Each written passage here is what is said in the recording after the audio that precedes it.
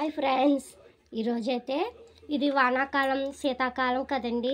అందుకని మీకు ఒక మంచి హోమ్ రెమెడీ అయితే చూపించబోతున్నాను. దానికి కావాల్సిన పదార్థాలు ఏంటంటే కొబ్బరి పీస్ అండి, ఇలా ఎండిపోయింది కొంచెం తీసుకోవాలి. ఒక గుప్పెడు సాంబ్రాణి కప్స్ అంటాం కదా, మన ఇంట్లో గుగ్గిలం సాంబ్రాణి ఉంటే అది యూజ్ చేసుకోండి. లేకపోతే ఇంకోండి 2 కలిపి వచ్చేస్తాయి మనకి. ఇది ఒకటి 10 రూపీస్. అలాగే ఇది ఒకటి తీసుకోండి. ఇదైతే పచ్చకర్పూరం కాదు, మామూలు కర్పూరం, చిన్న ముక్క పచ్చకర్పూరం. ఇది కొంచెం కొండి ఈ మాత్రం సైజు ఉండాలి. ఇంకోండి ఇది అయితే జవ్వాది, కొంచెం సరిపోద్ది మనకి. మీకు చూపించడం కోసం అలాగా చూపించాను.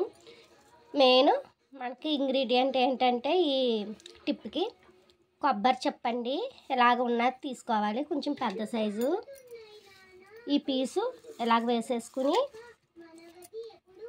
ఇంకండి ఈ సాంబ్రాణి కప్పు చూపించాను కదా, కొబ్బరి పీసు కొబ్బరి చెప్పులు వేసేసుకుని ఇలాగా సాంబ్రాణి ఈ సైజ్ పీసెస్ లాగా కట్ చేసేసుకుని ఇందులో వేసేసుకోండి. తర్వాత ఆ కర్పూరం ఇలాగా స్మాష్ చేసుకుని గుండలా చేసుకుని వేసుకోవాలి. సేమ్ పచ్చకర్పూరం కూడా అంతే. అలాగే ఇప్పుడు కర్పూరం, పచ్చకర్పూరం, సాంబ్రాణి, కొబ్బరి పీసు వేసుకున్నాం కదా. మెయిన్ ఇంగ్రీడియంట్ ఏంటంటే జవ్వాదు. ఇది కొంచెం సరిపోతుంది.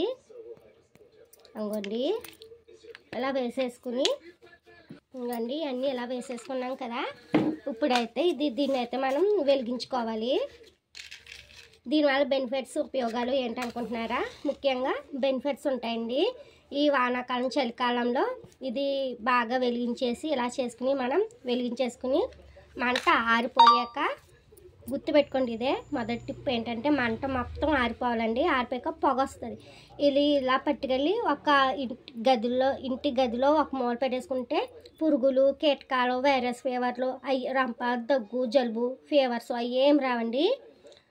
ఈ వీడియో మీకు నచ్చింది అనుకుంటాను. నచ్చితే లైక్, షేర్, సబ్స్క్రైబ్ చేయండి మన వెంకట దుర్గ యూట్యూబ్ ఛానల్కి. టాటా బాబాయ్, సీ యూ.